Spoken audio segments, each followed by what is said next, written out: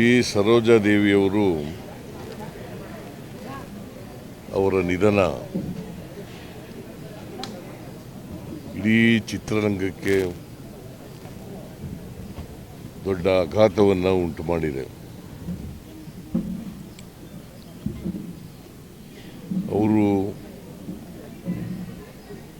ಬಹಳ ಚಿಕ್ಕ ವಯಸ್ಸಿನಲ್ಲೇ ಸಿನಿಮಾ ರಂಗವನ್ನು ಪ್ರವೇಶ ಮಾಡಿ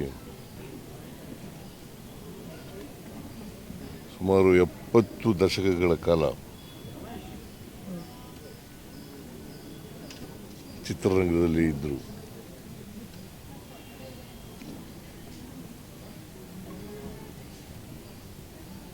ಅವರಿಗೆ ಅಭಿನವ ಸರಸ್ವತಿ ಅಂತೇಳಿ ಭಾಳ ಚಿಕ್ಕ ವಯಸ್ಸಿನಲ್ಲೇ ಆ ಬಿರುದು ದೊರೆತಿತ್ತು.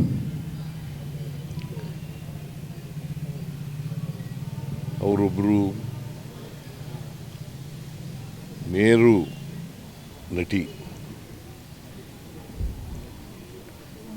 ಬರೀ ಕನ್ನಡದಲ್ಲಿ ಅಷ್ಟೇ ನಟನೆ ಮಾಡಿರಲಿಲ್ಲ, ತಮಿಳು, ತೆಲುಗು, ಹಿಂದಿ ಈ ಭಾಷೆಗಳಲ್ಲೂ ಕೂಡ ಅವರು ಪಾತ್ರಗಳನ್ನು ಮಾಡಿ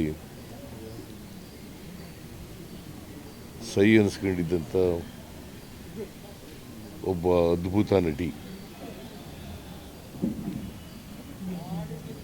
ಮತ್ತು ಎಲ್ಲ ಭಾಷೆಯ ಹೆಸರಾಂತ ನಟರ ಜೊತೆಯಲ್ಲಿ ನಟಿಸಿದರು.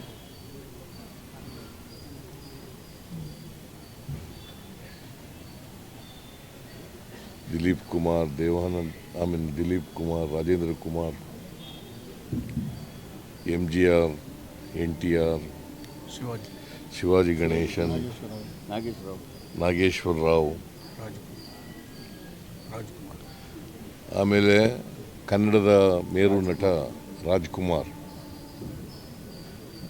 ಅವ್ರ ಜೊತೆ ಕೂಡ ಅನೇಕ ಚಿತ್ರಗಳಲ್ಲಿ ನಟಿಸಿದರು.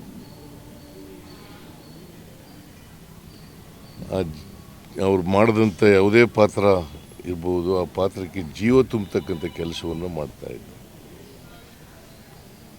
ಮತ್ತು ಭಾಳ ಖಾಸಗಿ ಜೀವನದಲ್ಲೂ ಕೂಡ ಶಿಸ್ತುಬದ್ಧ ಜೀವನವನ್ನು ನಡೆಸ್ತಾ ಇದ್ರು.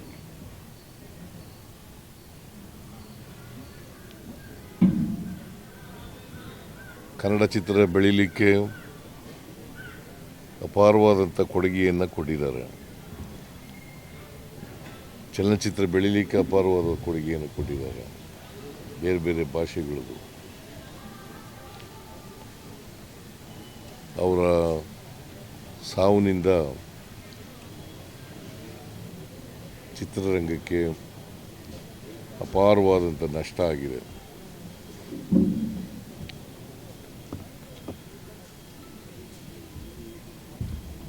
ಅವರ ಆತ್ಮಕ್ಕೆ ಚಿರಶಾಂತಿ ದೊರಕಲಿ ಅಂತೇಳಿ ನನ್ನ ಪರವಾಗಿ, ಸರ್ಕಾರದ ಪರವಾಗಿ ಪ್ರಾರ್ಥನೆಯನ್ನು ಮಾಡ್ತೇನೆ. ಮತ್ತು ಅವರ ಕುಟುಂಬ ವರ್ಗದವರಿಗೆ ಅವರ ಸಾವಿನ ದುಃಖವನ್ನು ಭರಿಸ್ತಕ್ಕಂಥ ಶಕ್ತಿ ಕೊಡಲಿ ಅಂತೇಳಿ ಪ್ರಾರ್ಥನೆ ಮಾಡ್ತೇನೆ. ಸರ್ಕಾರದ ವತಿಯಿಂದ ಸ್ಟೇಟ್ ಆನರನ್ನು ಕೊಡ್ತಾ ಇದ್ದೀವಿ.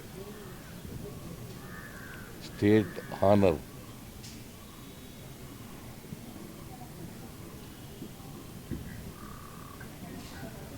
ಅಧಿಕಾರಿಗಳಿಗೆ ಈಗಾಗಲೇ ಸೂಚಿಸಿದ್ದೇನೆ. ಅವರೆಲ್ಲರೂ ಕೂಡ ತಯಾರಿ ಮಾಡ್ಕೊಂಡಿದ್ದಾರೆ. ಅವರ ಹುಟ್ಟೂರಿನಲ್ಲಿ ಕ್ರಿಮೇಷನ್ ನಡೀತದೆ. ನನಗೆ ಬೇರೆ ಮೀಟಿಂಗ್ಗಳಿರೋದ್ರಿಂದ ನಿನ್ನೆನೂ ಕೂಡ ನಾನು ಇಂಡಿಗೆ ಹೋಗಬೇಕಾಗಿದ್ದರಿಂದ ಇಲ್ಲಿ ಬರೋಕ್ಕಾಗಲಿಲ್ಲ. ಇವತ್ತು ಅವರ ಅಂತಿಮ ದರ್ಶನವನ್ನು ಪಡೆದಿದ್ದೇನೆ. ನಾನು ಹಿಂದೆ ಅನೇಕ ಸಾರಿ ವಿ ಸರೋಜಾದೇವಿಯವರನ್ನ ಭೇಟಿ ಮಾಡಿದ್ದೆ.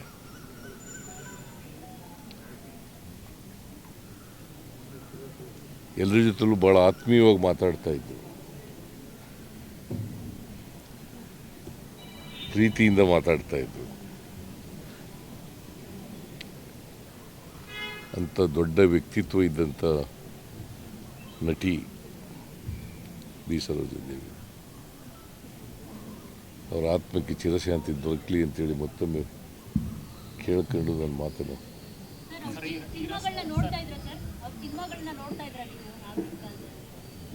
ನೋಡಿದ್ದೀನಲ್ಲಮ್ಮ.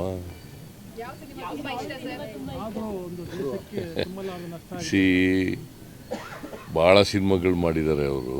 ಮಲ್ಲಮ್ಮನ ಪವಾಡ, ಆಮೇಲೆ ಕಿತ್ತೂರು ರಾಣಿ ಚೆನ್ನಮ್ಮ, ಭಾಗ್ಯವಂತರು, ಬಬ್ರುವಾಹನ, ನ್ಯಾಯವೇ ದೇವರು, ಹೀಗೆ ಅನೇಕ ಸಿನಿಮಾಗಳು ಕನ್ನಡದಲ್ಲಿ ಮಾಡಿದ್ದಾರೆ. ರಾಜ್ಕುಮಾರ್ ಅವ್ರ ಜೊತೆ ಒಳ್ಳೆ ಜೋಡಿ ಇತ್ತು ಅವ್ರದ್ದು.